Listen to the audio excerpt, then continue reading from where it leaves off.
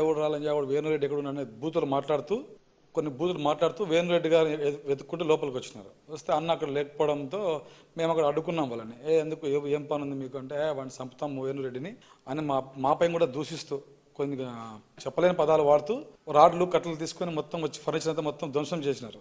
ధ్వంసం చేసిన తర్వాత మా పార్టీ ఆఫీస్లో పనిచేసే అబ్బాయిని కూడా తలకా పగులు కొట్టడం జరిగింది. అది చేసిన తర్వాత మేమందరూ అడ్డుకున్నాం. తర్వాత పోలీస్ వ్యవస్థ ఎంత దారుణంగా ఉందంటే, మా పార్టీ ఆఫీస్కి జస్ట్ 100 మీటర్స్లో 2 పోలీస్ స్టేషన్స్ ఉంటాయి. ఒకటి అర్బన్ యూపీఎస్ పోలీస్ స్టేషన్, ఒకటి రూరల్ పోలీస్ స్టేషన్ 2 ఉంటాయి. పక్కన 100 మీటర్స్ మాత్రమే ఉంటుంది.